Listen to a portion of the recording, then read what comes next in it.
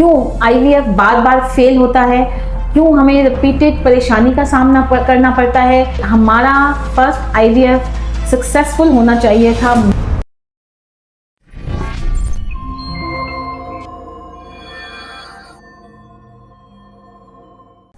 अस्सलाम वालेकुम, मैं डॉक्टर सुंबल अफजल आज अपने पेशेंट के लिए ये वीडियो इसलिए शेयर कर रही हूँ कि जो ये जानना चाहते हैं कि हमारा फर्स्ट आईवीएफ सक्सेसफुल होना चाहिए था मगर ये फेल क्यों हो गया, क्यों हमें रिपीटेड परेशानी का सामना करना पड़ता है, क्यों आईवीएफ बार बार फेल होता है।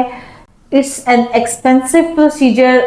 पेशेंट इसको आखिरी तरीका इलाज समझते हैं और अपनी सारी जमा पूंजी लगा के जब उनको नाकामी का सामना करना पड़ता है तो वो बहुत ही डिसअपॉइंटमेंट के साथ मेरे पास आते हैं कि डॉक्टर साहब अब बताएं कि हम क्या करें। हम बहुत से सेंटर्स पे जा चुके हैं मगर हमारा आईवीएफ फेल हो गया।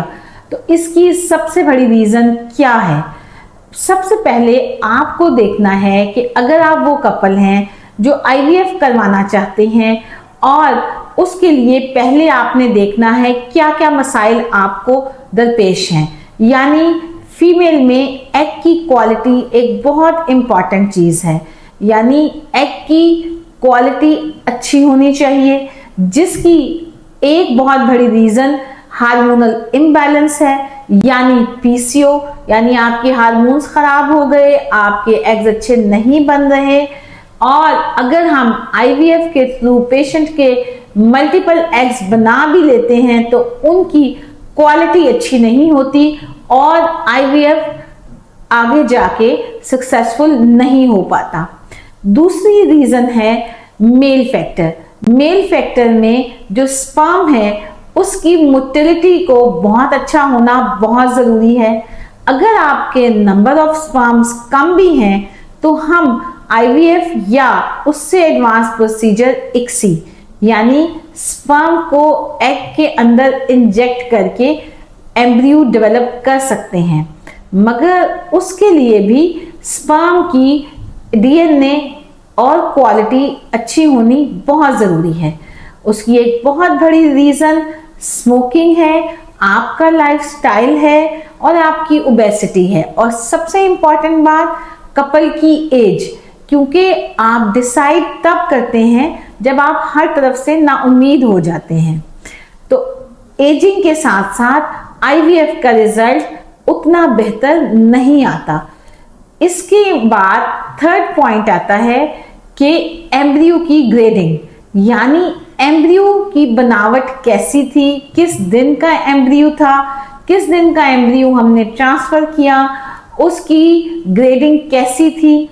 ये सारी बातें डिपेंड करती हैं कि अगर आपका एग और स्पर्म हेल्दी है तो एम्ब्रियो भी हेल्दी बनता है। और अगर आप डे 5 का एम्ब्रियो ट्रांसफर करते हैं तो रिजल्ट बहुत अच्छा आता है। मगर अगर आपका एग और स्पर्म अच्छी क्वालिटी का नहीं है तो आपका एम्ब्रियो बहुत अच्छी क्वालिटी का नहीं बन पाता और आईवीएफ सक्सेसफुल नहीं होता। इसके अलावा आपका हार्मोनल प्रोफाइल, यानी आपका थायराइड टेस्ट, आपका प्रोलैक्टिन टेस्ट, फीमेल में ये दोनों टेस्ट होना normal, with in normal range होना बहुत ज़रूरी है। थायराइड भी आपकी फर्टिलिटी, आपके एग्स पे बहुत इफेक्ट करता है। इवन के आपकी अगर प्रेगनेंसी हो भी जाए और ये आपके मिसकैरेज की भी रीज़न बनता है। यानी हाइपोथायराइड, वो पेशेंट जिनमें थायराइड का इशू है, उन्हें सबसे पहले अपना थायराइड हार्मोन ठीक करना है और प्रोलैक्टिन लेवल फीमेल्स में नॉर्मल होना बहुत ज़रूरी है। हमारे सेंटर्स का इशू ये है कि हमारे पास जब कपल आता है तो हम अपनी जल्दबाजी में या लालच में ये चाहते हैं कि हम एकदम से कपल को आईवीएफ के लिए कन्विंस कर लें और अगले ही साइकिल में आईवीएफ कर दें, जिसकी वजह से उनकी सक्सेस वो अचीव नहीं हो पाती जो कपल को चाहिए होती है। उस कपल को ये चाहिए कि वो डिसाइड करने से पहले डॉक्टर की सिलेक्शन, लैब की सिलेक्शन और अपनी तमाम रिपोर्ट्स को नॉर्मल लेवल में लेके आए। कंसीव करने से पहले यानी आईवीएफ से पहले 3 मंथ्स तक सप्लीमेंट्स भी बहुत इंपॉर्टेंट है, और आप दोनों का हेल्थ अच्छा होना यानी BMI with in normal range में होना भी बहुत जरूरी है।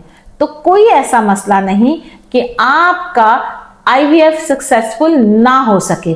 और इसके अलावा अगर आपकी फीमेल में अल्ट्रासाउंड पे कोई फाइब्राइड, पॉलिप या एंडोमेट्रियोसिस है तो सबसे पहले उसको ट्रीट करवाएं और फिर आप आईवीएफ के बेहतरीन कैंडिडेट हो सकते हैं।